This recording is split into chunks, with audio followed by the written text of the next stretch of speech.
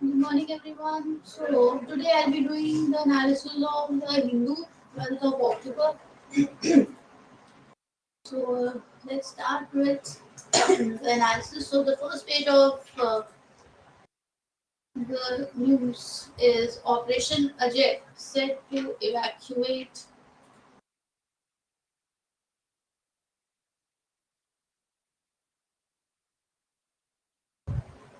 Operation Ajay set to evacuate Indian nationals from Israel. So what is happening? We all are aware the crisis that is occurring between Israel and Palestine and what is happening over there. So Operation Ajay is is an operation that has been started by the India to evacuate the Indian nationals from Israel. So India is putting in place a major operation to evacuate its citizens who wish to return from conflict with Israel. Announcing the initiative late on Wednesday. What is this initiative about? This will be the second evacuation this year after Operation Kaveri that brought back several thousands of Indian citizens from conflict-torn Sudan in April and May. So you have two operations over here. One is your Operation Kaveri, and another is your Operation Ajay.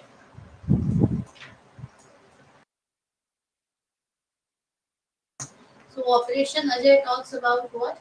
Operation Ajay is about evacuating Indian nationals from Israel, and Operation Kaveri is about evacuating Indians from Sudan.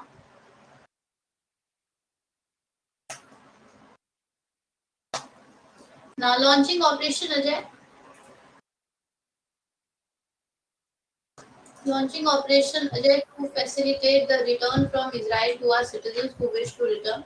Several charter flights and other arrangements being put in place. Now, fully committed to the safety and well-being of our nationals abroad. Now, the Indian Embassy in Tel Aviv stated that it was emailed the first lot of registered Indian citizens for the special flight that is expected to take off for India. Now, what else? It says to refer to page number 12.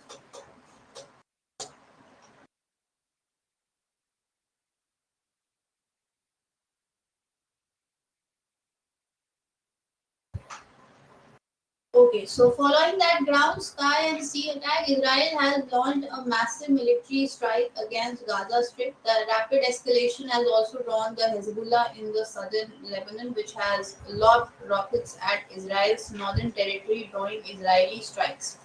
Now, source indicated that the scale of Operation Ajay will depend on demand that the government will augment capacities depending on further need. That means the capacity that is the number of Indians who could be evacuated in one go from Israel.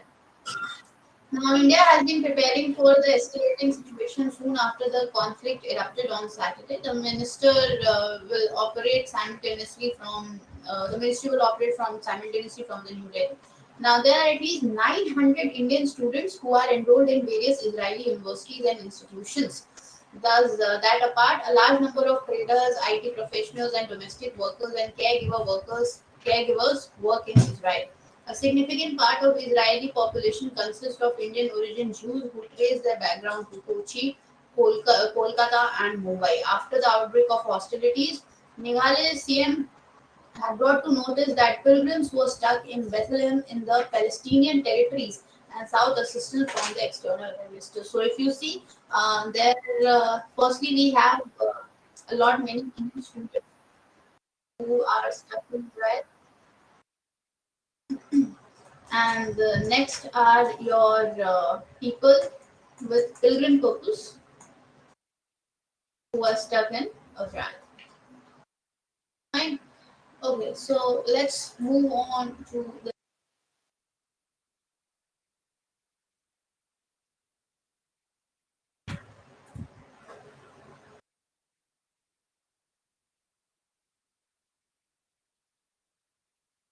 the next article is at your screens.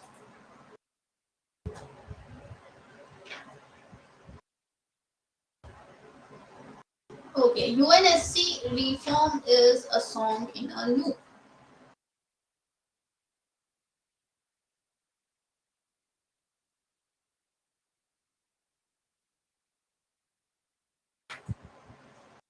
Now, more than 3 decades after the debate first started over fundamental reforms at United Nations, the issue appears to have resurfaced at the ongoing General Assembly session of the World War.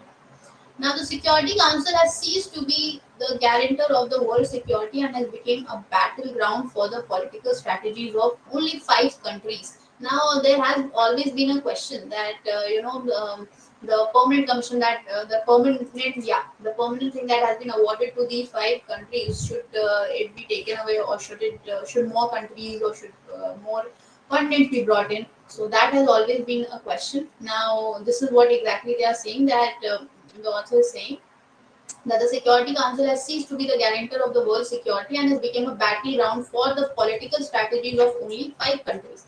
That means these 5 countries have been using the UNSC as a battleground.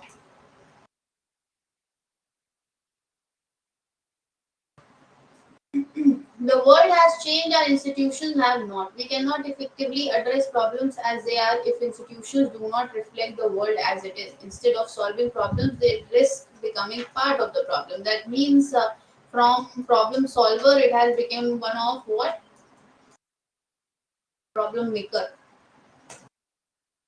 So it could not have been put more bluntly, but we have heard this song before. Politically, it is untenable that the 5 permanent members, China, France, Russia, the United Kingdom, the US, enjoy their position and the privilege of a veto over any council resolutions. Now, what is happening? That time, Mr. Shashi Tharoor was serving at the UN. The then secretary, then Secretary General, declared that Security Council reform must be accomplished in the time for the 50th anniversary in the World Organization 1995. Now, what is the unjust situation which we are talking about? See, the problem of reforming the Security Council is akin to a malady in which a number of doctors gather around a patient. They all agree on the diagnosis, but they cannot agree on the prescriptions. That means what is happening is, whenever there is a talk regarding the reform of the Security Council, um, they have referred it to a situation where a number of doctors, when sat together, they will talk about the diagnosis, they'll agree about it, but when it comes to prescription, they won't. The diagnosis is clear. Security Council reflects the geopolitical realities of 1945 and not of today. When the UN was founded in 1945, the council consisted of 11 members out of a total UN membership of 51 countries. In other words, some 22% of the member states were on Security Council. Now, today there are 193 member states of the UN and only 50 members of the council, fewer than 8%. The only change ever made to the original charter was in 1965, when the Security Council was expanded from 11 members to 15 by adding 4 more elected non-permanent members. That means permanent members we had, now 4 more non-permanent members were elected.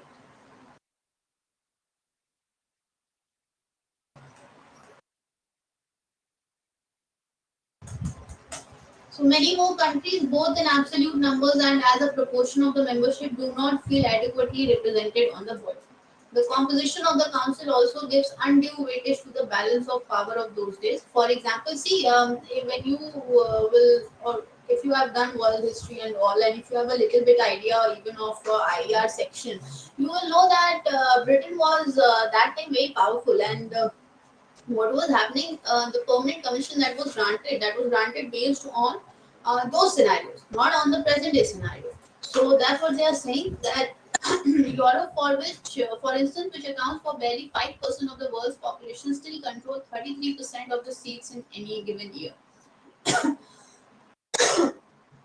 In terms of simple consideration of equity, this situation is unjust. For starters, to those countries whose financial contribution to the UN outweighs those of four of the five permanent members. Japan, Germany have for decades been the second and the third largest contributor to the UN budget. That means Japan, Germany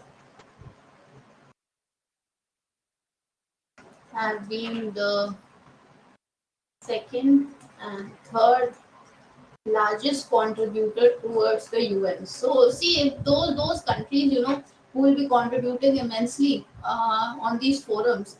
So no doubt that these forums somewhere or other will be biased towards them. So what is happening here is Japan, Germany have for decades been the second and third largest contributor to the UN budget, while still being referred to as enemy states in the United Nations Charter. And it denies opportunities to other states such as India, which by its sheer size of population, share of the world economy, or contribution in kind to the UN, have helped shape the evolution of world affairs in the 7 decades since the organization was born.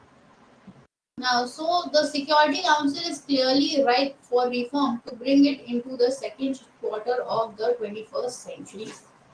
But for every state that feels it deserves a place on the Security Council, and especially the handful of countries which believe their status in the world ought to be recognized as being in no way inferior to at least three of the existing permanent members. So this is what I am saying, that your membership that was given, that means the permanent membership that was given entirely based on the historical or depending on the past. What you see today is the current scenario. The current scenario is absolutely not favorable, or you can say it demands change. So there are several who know they will not benefit from any reform. The small countries that make up more than half the UN membership accept that reality and are content to compete occasionally for a 2-year non-permanent seat on the council. But the medium-sized and large countries, which are rivals of the prospective beneficiaries, deeply resent the prospect of a select few breaking free of their current second-rank status in the world. Now, all in all, what they are saying is that you require the change, and now the permanent member status that is given to the UN Security Council countries who are the permanent members, that should be checked, because there are multiple countries who should be given the permanent status depending upon different factors. For example, their growth factors, the democracy, the population, etc. Part of the problem is that by part of the problem is that the path to amending the UN Charter has been set rather high. Any amendment requires a two-thirds majority of overall membership. In other words, 129 of 193 state General Assembly. Ratification is usually a parliamentary procedure. So, in other words, the only prescription that has any chance of passing is one that will both persuade two-thirds of the union member states to support it and not attract the opposition of any of the existing permanent fives, or even that of a powerful US senator who could block ratification in Washington. Now, what is happening? That has proved to be a tall order. India's credential may seem obvious to us, but China is none too keen on diluting its status as the only Asian permanent member, that is Pakistan, which fancies itself as India's strategic rival on the subcontinent, is unalterably opposed. Now, you see what is happening in the Latin area, in the Latin America. Brazil occupies a place analogous to India in Asia. So you are also aware of this fact that Brazil is somewhere closer to what India is in Asia. Argentina and Mexico have other ideas. Pointing to Portuguese-speaking Brazil's interior credentials in representing largely Hispanic Latin America, and while Africa, given that it accounts for 54 member states, insists on 2 permanent seats. How is one to aggregate the rival credentials of the continent's largest democracy? Nigeria its historically largest economy in South Africa, and its oldest civilization, Egypt. Another proposal suggests creating a second category of semi-permanent members. Now, there is multiple suggestions that are coming on their way. So, one suggestion that I have told you is this: that what is happening is Nigeria is one of the largest economy in the region of Africa. Fine. So, to accommodate such states, 10 years electorate has found no takers among the principal aspirants. So while the debate keeps going round in circles for decades, gridlock continues in the Security Council, as most vividly illustrated recently over in the Ukraine conflict. So when a permanent member of the Security Council invaded a sovereign UN member state, and the council proved powerless to respond. Russia's increasing resort to veto has blocked resolutions on Ukraine, Mali, Syria, and North Korea. Similar obstructionism by the West has affected proposals to reform the financial institutions established at Bretton Woods in 1944, the World Bank, and the International Monetary Fund. And yet, this is the only global system we have got that brings all the countries together on a common platform.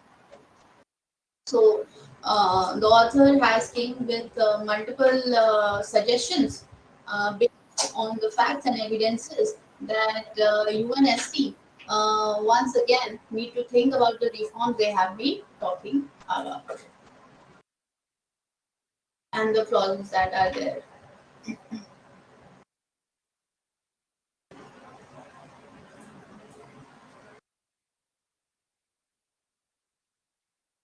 Women's quota, rhetoric, and reality. The celebration of the passing of Women's Reservation Bill by both houses of the Parliament glosses over certain realities about this conditional legislation. The conduct of a census in the country, followed by delimitation of constituencies based on this census, are the conditions for this legislation to take effect. Now, once it is accepted that reservation for women in legislative bodies is a progressive measure, there is no legal or political justification to prolong its implementation. So, speaking in the Lok Sabha, what has our Home Minister said? Just a minute. Okay. Home Minister justified these conditions, saying that there could be legal challenges against the legislation if it is passed without relying on criteria fixed by way of process of delimitation. So, what is happening? In the case of women's reservation law, the reality is that about half of the population are women and they are underrepresented in parliament and state legislative bodies. That means the women are considered to be underrepresented in parliament and state legislative.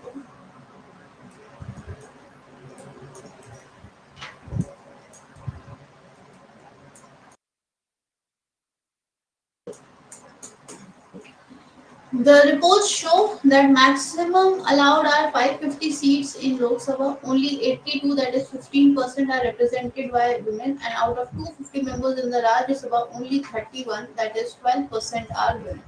The Global Gender Gap report places this in a macroscopic context by showing that India ranks 141 out of 185 in its list. Fine. Other than that,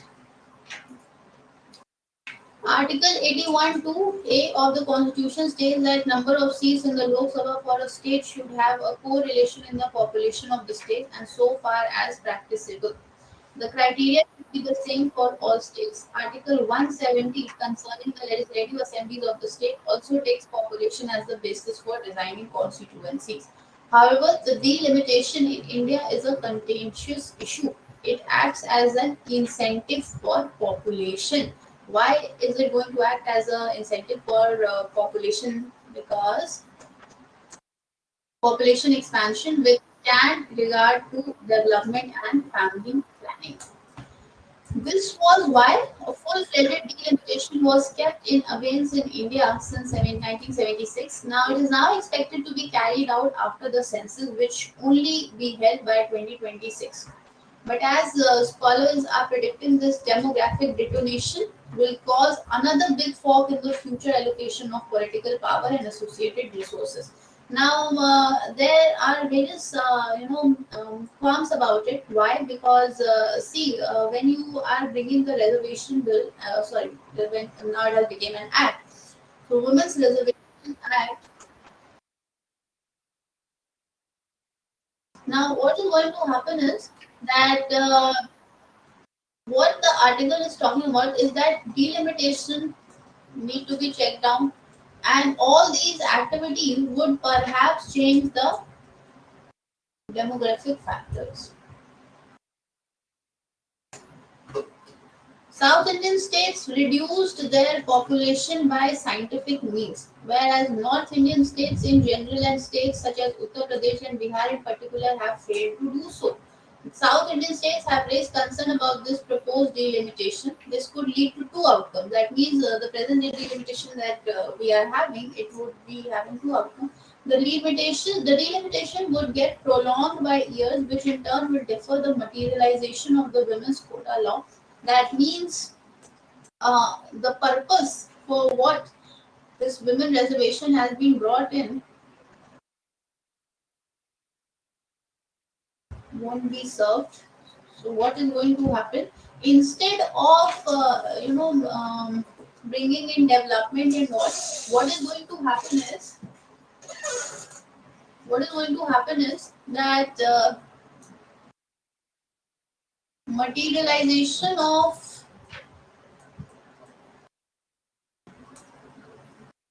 women's quota law is there.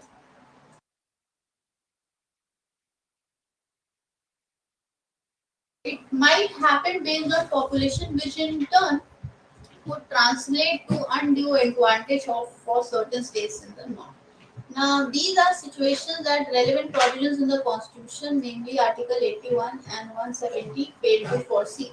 Parliament has committed an egregious folly in fusing women's reservation with delimitation. That means they are saying that your Article 81 and your Article 170 fail to foresee certain situations.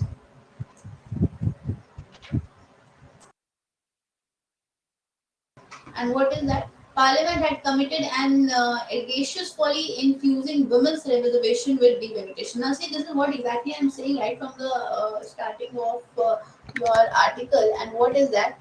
It is that the reservation has been brought. There is that's a good thing about the reservation, but based on the area, that means if delimitation is not done to a certainty where your reservation is being given to women, it will turn out to be redundant. Why? Because this will get nothing less than a materialization of women's quota. That's what the author is saying. So Articles 330 and 332 of the Constitution deal with the reservation of the scheduled caste and scheduled tribe in the local and the legislative assembly of the states. Though these articles mention the relationship between reservation and the population of the scheduled caste and scheduled tribe group, such a parameter is irrelevant to women's quota. That their share in the total population is almost 50% is undisputed. Further, there cannot be a drastic variation in their population from one constituency to other as it could happen with SC or ST. Now, what are the unwarranted conditions? A census to understand the population of women for the purpose of reservation is also warranted. The criteria, process, and purpose of the reservation bills are qualitatively different from those of delimitation exercise. And reservation for women in local bodies, which materialized through the 73rd and 74th Amendment Act of the Constitution, came into effect in 1993, was not contingent on any delimitation exercise for that purpose. That means there was a census is conducted every year. See? So when your census are conducted, what is demanded is now that you need to understand the population of the women also. Why? Because since we have brought this women quota bill, we are having the reservation for women. So we need to understand that this reservation bill should be in a manner that it is going to effect, or this is going to bring qualitative changes over there. And this is only possible if your census are very properly defining the population of the women. Now, how far a constitutional amendment can be done by way of contingent legislation? So,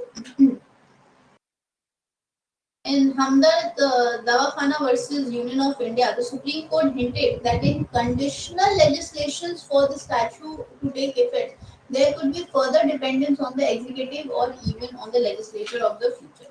Such enactments might be needed on various occasions for multiple reasons.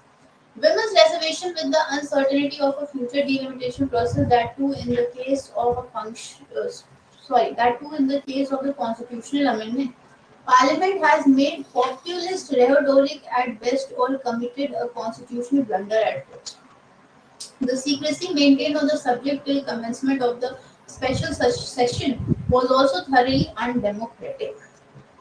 So, what they are talking about here is that instead, see the bill that you have brought, it shouldn't be just a rhetoric, right? It should be prevented on becoming one of those, and the effectivity of the bill should be. Therefore, with regard to the future of women's quota in the legislation, one can only have the pessimism of intelligence and optimism of the bill, as Antonio Gramsci famously put it in a different context. So, Parliament has committed an audacious folly if women's reservation with delimitation.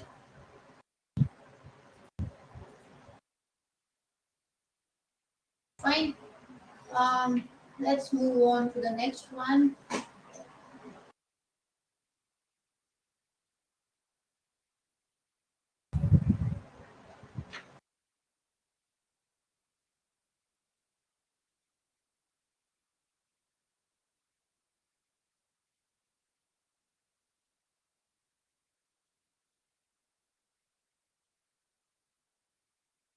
Now there are concerns about government's fact check unit.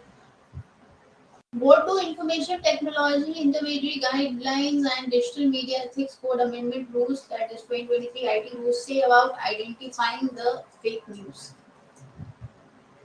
Who has filed petitions against the amended rules? What has the court observed about the editorial content online? The Bombay High Court has reserved its verdict in a batch of petitions challenging the constitutionality of the Information Technology Amendment Act rules 2023. Now, what is the rule permitting? So, the rule permits a fact check unit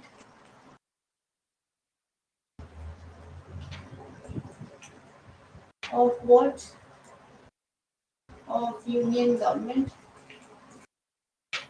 And what is the purpose? To identify fake or false or misleading online content related to the business of the central government and the demand its removal. So what happened? The Ministry of Electronics and IT uh, promulgated the 2023 IT rules, which amended the Information Technology Rules 2021 and allowed the ministry to appoint a fact-checking unit. That means under the ministry has brought what? The IT rules, and under this you are having what they are appointing, or what they are allowing the ministry to appoint is a fact-checking unit.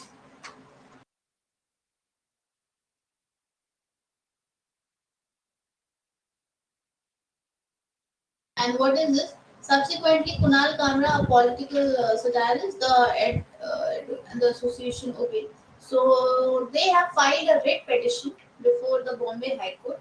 And what is that writ petition? They have filed this writ petition challenging the rule. And what is that rule? Challenging the rule 31BV, sorry, 5.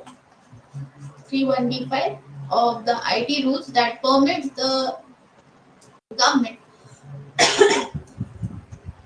of a FCU, that is fact checking unit. The petitioners contend that the provision would enable the government led censorship online and empower the government to be the prosecutor, the judge, and in that loose sense, the executioner of what constitutes the truth online. That means this fact checking unit will be checking your content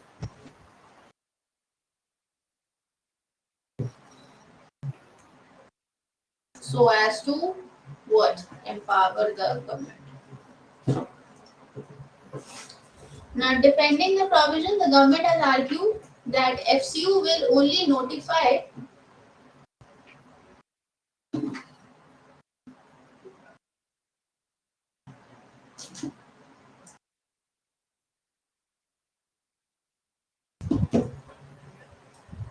what constitutes the truth online. Defending the provision, the government has argued that FCU will only notify intermediaries or online platforms that the content they are hosting is fake, false, or misleading.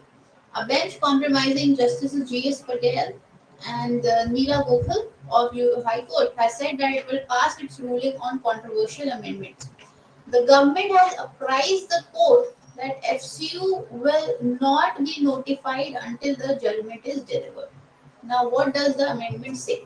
The amendment bring, the amendment brings about significant change to Rule 31B5 of the IT Rules 2021, which deals with the responsibility of the intermediaries. And what are those? That they are now under an obligation to make reasonable efforts to ensure that users do not post, display, upload, modify, publish, transmit, store, update, or share any information which is identified as fake, false, or misleading by a fact check unit of the central government in respect of any business or central government. That means these are their responsibilities of your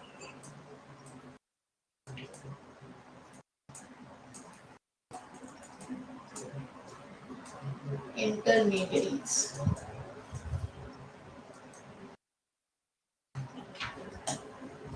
Failures to comply with this puts intermediaries at the risk of losing the safe harbor protection provided under Section 79 of the IT Act 2000. The safe harbor safeguards exempts intermediaries from liability for any third-party information made available or posted by them. What did the High Court say? Now, early on in the proceedings in April, the Bombay High Court observed that the amendment rules, no matter how intentioned, lack necessary safeguards. The court expressed the opinion that prima facie the rules do not seem to offer protection for fair criticism of the government, like parody and the satire. Highlighting the ambiguities surrounding the terms any business of the central government, for that matter, the court wondered if speech made ahead of the 2024 elections would fall within this ambit.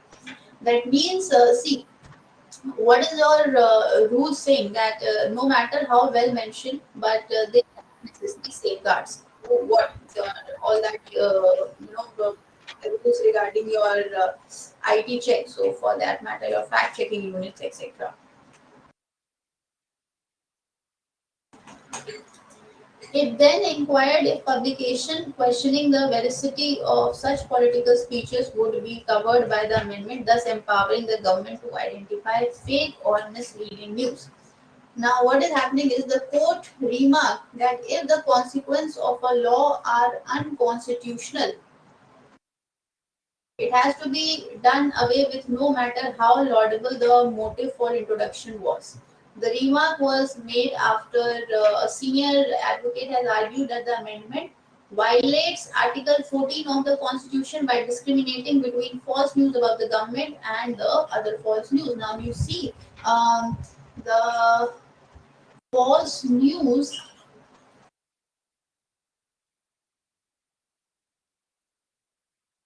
against the government would be treated differently when it comes with the false news in general. The code also questioned the sudden need for FSU, that is fact checking unit, pointing out that the Press Information Bureau has been efficiently fact checking for years. That means we already have PIB that has been checking facts for years. Also referring to undefined terms in rules such as fake, false, and misleading, the code outlined that what is misleading for one might not necessarily be misleading for another. Now, those are the only three criteria for flagging it false news. We don't know the business of the central government. Expression like fake is extremely problematic. One might argue something is false, falsely put us in a binary. Fake doesn't even attempt to do that. So the word misleading in the rules is an extremely problematic. So the thing is that if you are writing a word of misleading, misleading is a very decisive word. Why? Because they say that they are not able to define the areas or the news which would be termed as misleading. So, addressing editorial content online in newspapers, if you look at criticisms of the government, figures on the stat of the economy, figures on or figures coming from the official sources, analysts may have their own figures. Is it a fake news? That means analysts see whenever there is any kind of reporting is being done for that matter. So there are people or there are analysts who have been cross checking the government data, and based on that what they are doing is they bring up with their facts. So can those facts be referred as misleading for that, for a very simple matter? Because government is having different facts and the analysts have having different facts. So will the fact checking unit consider those facts as misleading? Will the fact checking unit will take actions against it? So that's what they are referring to. Now, observing that the powers bestowed upon the FCU, that is fact checking unit, was sort of a diktat, the court expressed surprise that there is no provision in the rules that provide an opportunity for an aggrieved intermediary to justify or defend the flash content. This violates the principle of natural justice. That means, firstly, that said that the false news against government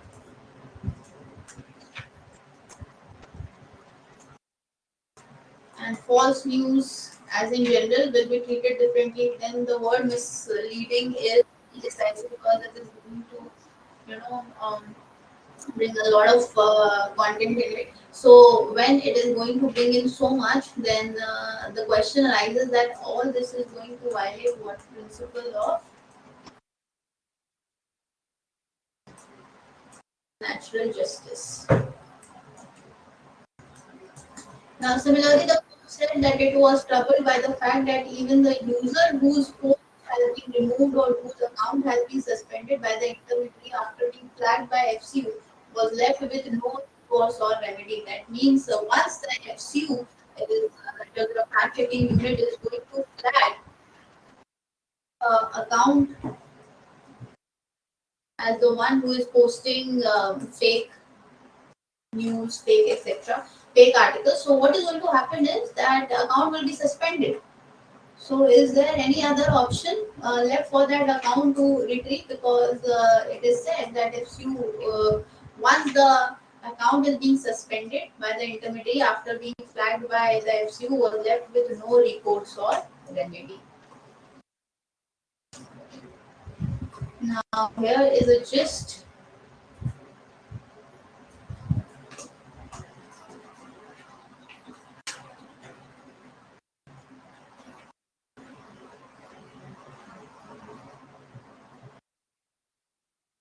What is the gist saying? The Bombay High Court has reserved its verdict about the batch of petitions that are challenging the constitutionality of IT Act, IT rules. That means there are a number of petitions that are challenging IT rules. Then what is happening is that the ministry has promulgated what IT rules. which amended the IT rules of 2021 and allowed the ministry to appoint a fact checking unit. So, one thing that they have brought in FCU, that is the fact checking unit. Now, petitioners contend that the provisions would enable the government led censorship online and empower the government to be the prosecutor, judge, and in that loose sense, the executioner of what constitutes the truth online. So, now the author that government will have immense power and regarding the content that is circulating in the media, and what will be that the government will be the one who will be the prosecutor, the judge, and will be the executioner. So this is what I just told you in the end of the article, that once your account is suspended, there is no recourse or a remedy to it. So your account is suspended, then it becomes, the suspension is going to hold on.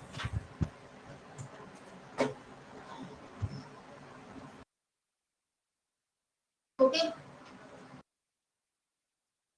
Now let's move on to the next article.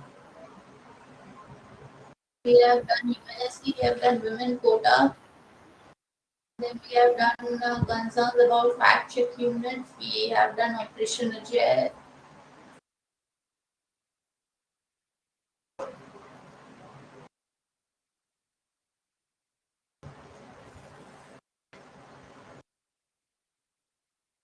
Now for all those history optional students who can go with this, and others you can just have information about Operation Polo. What was Operation Polo about?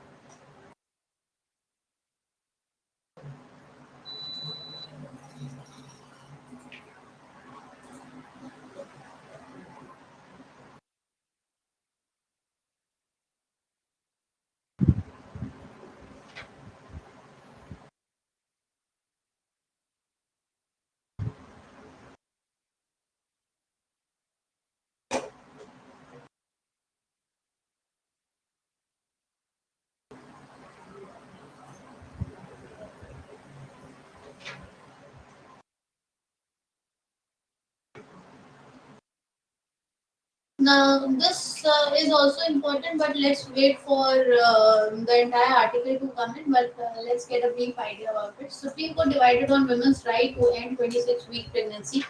Um, Center objects to the abortion, saying women's reproductive autonomy cannot take away the right of her unborn child. So, what is happening is the interests of the petitioner has to be considered, a socio-economic situation. Her decision must be respected by the court. So now there's a division bench of two women's judges of the Supreme Court on Wednesday were split in their opinion about the decision of married women to abort her 26-week pregnancy and the center's resolve to save the unborn child. Unable to reach the common ground, the woman, a mother of two and her younger child, still a 1 year old infant, was found in her affidavit that she wanted to terminate the pregnancy. She told Ben that she was taking medication for a mental condition and was not in a position to take care of the third child. The woman was present in the court along with her husband. Uh, Now, what is the additional Solicitor General of the from the Union government has said that women have no absolute right. Now, this is the argument that is coming from the Solicitor General of Union Government.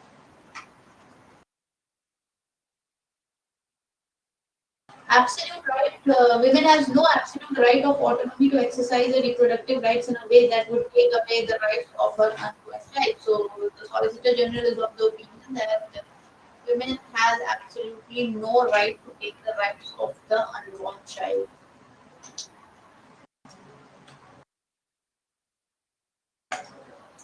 Ms. Bhatti referred to the MPP uh, Act, that is your Medical Termination Pregnancy Act of 2021, which extended the deadline for abortion in exceptional circumstances to 24 weeks. That means Match to match, what is happening is your deadline for abortion in MTP is being at or how much week? The max is 24 weeks.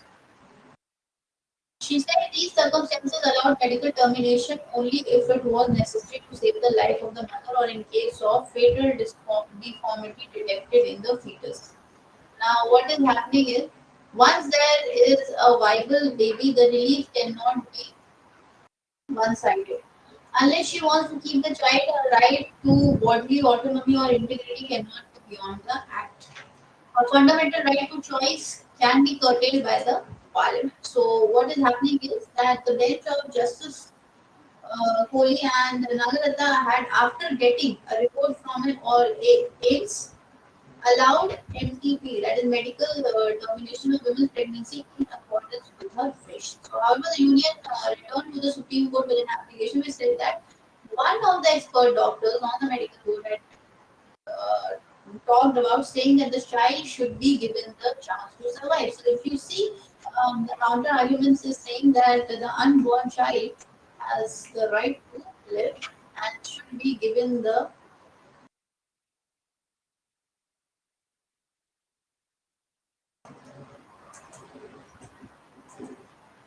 right to survive.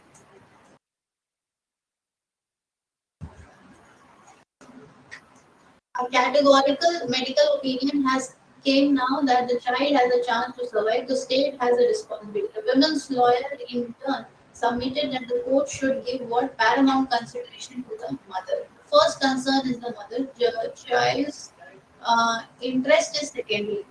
Now, her privacy and dignity is under threat. This is what the council is saying. Now, the women law said the women had taken a conscious decision to not have the baby. So, what is the justice opinion? Agreed with the government that the women should not be permitted to terminate the pregnancy. So, however, the former judge, has disagreed with the colleague and saying that the women's decision ought to be respected. So, finally, what is there? So, this is not the case of a viable baby being born or unborn. The interest of the petitioner has to be considered. A socio-economic see the condition under which the woman is went for this nomination. She's saying that her economic condition or economic situation are not good. So her economic situation, socio-economic situation, for example, she's a mother of two and her second child is only 1 year old. She has only admitted that the mental condition and the medication for it does not permit her to continue with the pregnancy. The decision must be respected by the court. The court must not substitute her decision with a decision of its own. So this is what it is. Now they are. Let's wait for an article, an editorial to be there because whether the women's right, whether the women's socio-economic condition should be considered or not, or whether the child's, whether the unborn child's right to survive should be taken more consideration. And since the NPP are having this clause of termination till 24 weeks, and they are saying to end 26 weeks pregnancy, so it's a bone of contention. Let's see what they go for.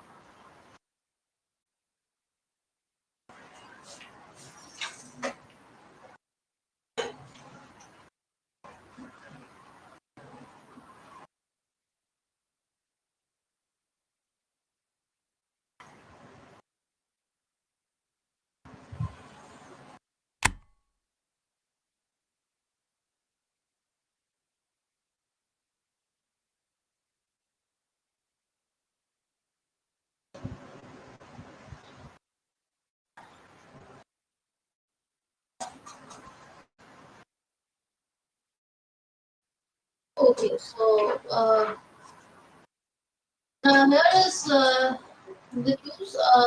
3.21 lakh cases they are pending. State Information Commission across the country. Now, of which case study. Information Commission, the State Information Commission of Manipur, Chhattisgarh, Maharashtra, Bihar, and Punjab. The report has been compiled based on the performance of information commissions across the country and on information assessed under RTI. Um, what else? Now, the report says that 2 lakh appeals and complaints were registered between this 2022 to 2023 by the 28 information commissions for whom relevant information was available. So during the same time, what you find is that close to 2 lakh cases were disposed by the 29 information commissions for which information could be obtained. That means there were close to 2 lakh cases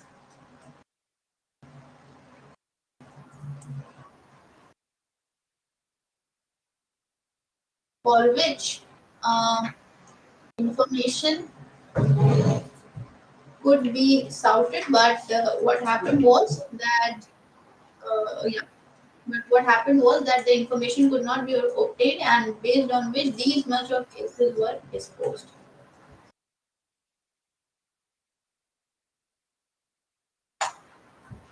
Under the RTI law, information commissions are final appellate authority.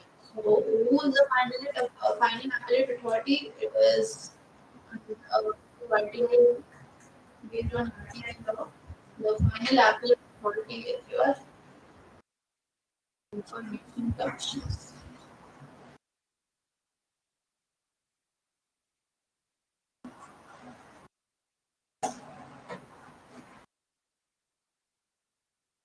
Fine. Okay.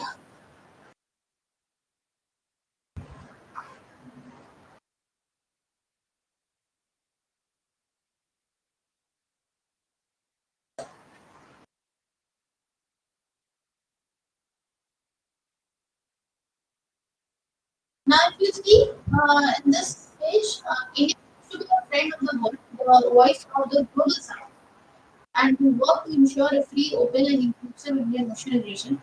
Now, what is happening is that the Indian Ocean Review Association, that is IORA, it has 23 uh, members. So, what is happening is that where he also raised who are you also raise the dangers of unsustainable debt. So, what has this been saying? So, the agreement between the India and the President of Sri Lanka witnessed the signing of 3 agreements on bilateral cooperation. And what is that? That includes Indian assistance for housing project, organizing a new joint project between the Indian and dairy development to improve cooperative Sri Lankan practice, increase of milk production in Sri Lanka.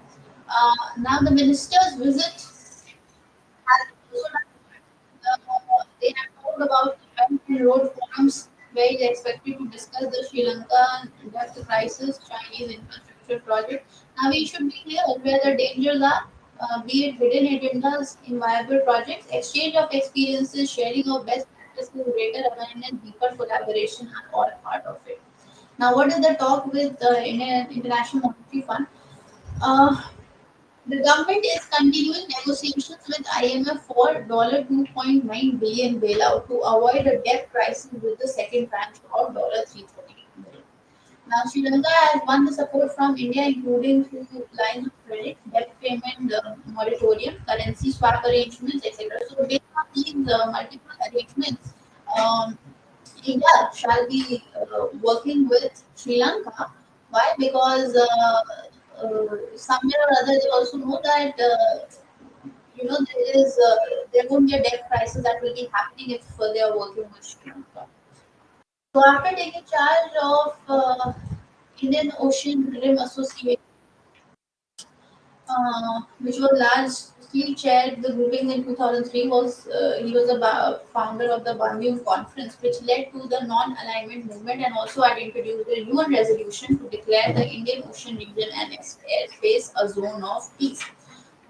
This is in the spirit of 1971 that had referred to the importance of that Indian Ocean Rim Association group must discourage any hidden agenda to the contrary. So, what is the Convention on Laws of the Seas as the Constitution of the Seas? Now, what is the proxy war they are talking about?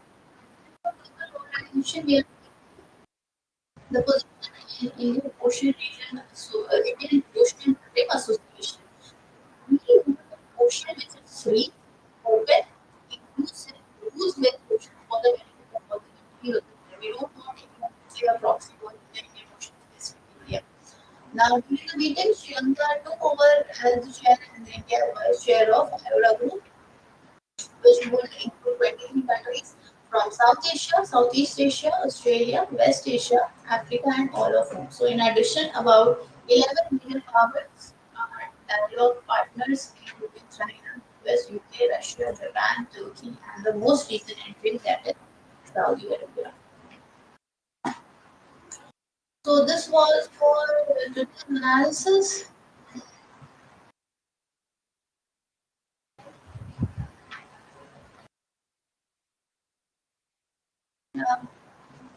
Thank you so much.